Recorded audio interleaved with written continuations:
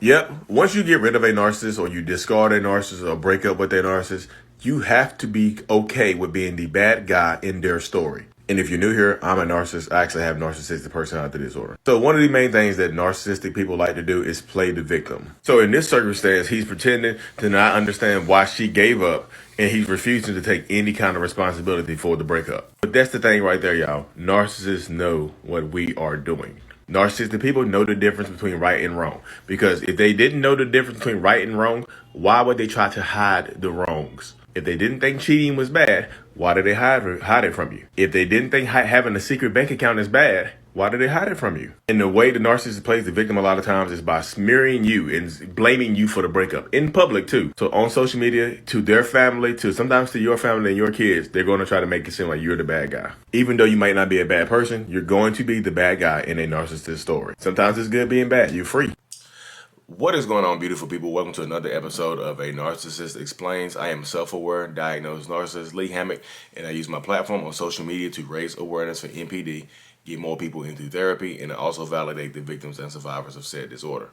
This series is dedicated to making my TikToks and my YouTube shorts longer. They are 60 seconds or less, as this is going to be a lot longer than 60 seconds. All right, bounce. So the TikTok you just watched was about, being the bad guy in a narcissist story. The woman said, he refuses to understand why I gave up. He refuses to take responsibility. Therefore, I've just accepted being the bad guy. That's perfect. Because, first of all, let me go ahead. I'm going to attack those. I attacked those in a 60-second video, but let's go more into detail, point by point. She said he refuses to understand why I gave up. False. You didn't give up. You chose you. Narcissists are very, very particular with their words. So when they use the words and say you gave up, it's the demeaning statement. It's meant to make you feel like you gave up on something great. Like if you just like you gave up on the skull. Like you ever seen those memes before? Those cartoon designs where people are digging into the dirt and they see another person find a little diamond. So they go dig in their hole instead of keep digging. We can see it, but the other person can't see it. Like they get out of their hole, go into their friend's hole to try to find diamonds. But in their hole, if they'd have dug 2 inches deeper, they see the bigger diamond. You ever seen that meme before? That's what narcissists try to convey when they say you gave up. Like, look, you gave up. You were 3 feet from gold. You were 2 inches from a diamond, but you decided to walk away from my lying, cheating ass. You gave up on me. I was just about to stop cheating and lying too. Well, I guess I can stop cheating and lying to the next person. Thanks. You see how to go right there? How stupid does that sound? You didn't give up. You picked you. And they try to make you feel bad about giving up. Change the words. When a narcissist says you gave up, it really means you won. That's what it really means. If a narcissist or a toxic person says you gave up on us, that means you won. Take the victory. Don't give the victory back to them, because if you feel guilty about leaving and giving up when you feel like you're 3 feet from gold, when you're really 3 feet from horse manure, that's when you mess up. Don't give up the gold for a piece of crap. That's just silliness. You know what I mean? Point 2 to the, and yeah, he refuses to understand. He knows why. Because if you just ask yourself this question right here, and yes, y'all, women can be narcissists as well, but this is a woman asking the question. So he knows why you're giving up.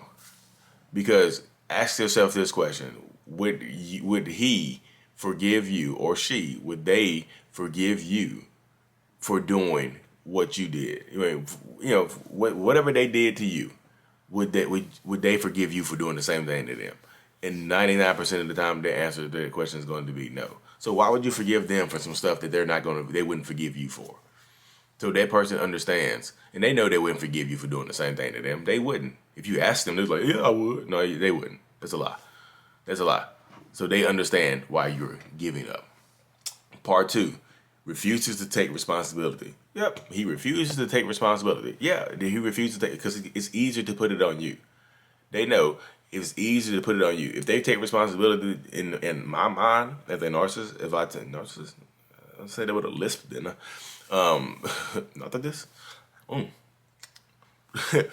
In my mind, if I take responsibility, that means you win.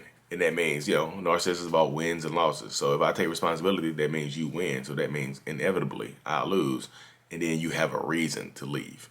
I don't want to give you that reason. I don't want to grant you that reason. I don't want to grant you that thought or anything like that. So I'm going to try my hardest to win. You know, winning is everything to a narcissist or a toxic person. So we're going to want to try to win, y'all. That's what we're going to do. And if it makes you mad, so be it. You know what I mean? You just get mad. If it hurts your feelings, you just get mad. But like I said, responsibility is kryptonite. Accountability is kryptonite to a narcissist. It hurts. You know what I mean? It stings us. It's like the sun burning the vampire. And the last part, I've just accepted being the bad guy. Yes! Welcome to the villainhood, my dear bad guy. No, I'm just joking. That's one of the quotes that I use a lot of times. You have to be okay with being the bad guy in a narcissist story. You just have to, because they're going to tell that story to anybody who will listen to it. And yeah, you don't want to hear your name getting smeared. You don't want to hear bad rumors about you or whatever. If people believe rumors about you, y'all, without trying to substantiate them with you, without trying to come to the direct source, they're not your friends anyway. They're easily swayable. They are followers. They are sheep. If they believe everything, if they believe conspiracy theories about you, if they believe, if there's no facts to support their data, if there's just hearsay, and blind supporters, oh my goodness, those are flying monkeys, and those are some of the worst people on this planet. People that just jump with no proof, no substantiated evidence, no nothing. They just believe it because believe it to be cool. Ooh, I'm just gonna blindly support you. I believe it could be cool because you said it. How does that sound, y'all? How does that work? You know what I mean? That's what I tell people now. Where you are in life right now is where you want to be in life. You know what I mean? You need to stay where you are. You're going to be the bad guy. It's okay. It's okay. You know you're not a bad guy. And this person right here, she's cool with it. She's like, I just accepted being the bad guy because they're going to tell I'm the bad. You're going to be the bad guy to the narcissist for breaking their heart and giving up on them. And you're going to be the bad guy to whoever will listen to them. So what? If it's not affecting your job or your reputation, let it fly. If your reputation is as a public figure, if it's not they're slandering you, something like that, yeah, take them to court, sue them. You got proof. If you can. I was just seeing Cardi B, one something like that happened to Cardi B. What's the girl's name? Woman name? Tasha K. I actually follow her. You see that right there. So you see how that works and how that goes right there. So I feel like a lot of people in these situations, you don't want you want to protect your reputation. So guess what you end up doing? You end up trying to fight it online. You going back and forth, and nobody knows who to believe. Y'all, it's too much drama. People telling y'all to take it offline. Hey, I know you guys just broke up or whatever, but this is this y'all adults. You can talk in private or whatever. Y'all need to just call each other and put whatever differences you have aside and keep this offline. Blah blah blah blah blah. Y'all might end up talking, and you get hoovered back in. Or how do you stop a rumor? You go directly to the source. You end up having to reach out to them to stop them from spreading rumors about you. You have to.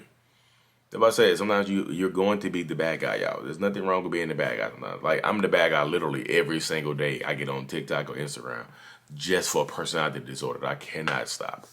I'm the bad guy. People see self-aware. They like self-aware narcissists. No. Like I have a demon possess me. Like they can see through the camera, see this black hallucinogen, this black spirit behind me, puppeteering me, talking through me. No, it doesn't work that way, y'all. I'm not an evil person. But you're going to be the bad guy in somebody else's story. You have to be okay. Listen to there's a song by Lily Rose. Her name is Lily Rose. It's called Villain. Listen to it. Villain by Lily Rose. I can be the villain. She's like, if that's the story you have to tell to make yourself feel better, I'm fine with being the villain. Be okay with being the bad guy. That's what she said. I can be your villain. I can be your villain. If they helped you sleep better at night by making up these lies about me to yourself and telling your family and friends, that's cool. Do you? I'll be the villain. You can be the villain. Look, I'll be the happiest villain. You be Batman. People think Batman's the villain sometimes. Some people think Batman's become a vigilante. Here trying to save people's lives. They call Batman a vigilante. So you're Batman or Batwoman in DC Comics. You know what I mean? But that's what you have to do, y'all. So that's why I tell people I tell this to people a lot, y'all. Stand in your truth. Stand in your truth. And people, somebody responded to me saying that the other days, like, Lee, maybe you should stop saying stand in your truth because there's only one real version of the truth, and that's their truth. Yeah, stand in your truth because the narcissist is going to say what their truth is. You have to stand in yours, which is probably the more accurate version of the truth. So stand in your truth. Stand on your belief. They're making stuff up. You're standing on the truth. One of these things is going to rock and fall. The other things is solid. Stand in your truth. Stand on your truth. Take your power back. Look, turn on your notifications, y'all. I'm going live every day this month. I really, truly appreciate y'all. Like and subscribe for more. Mental Illness is out. Peace.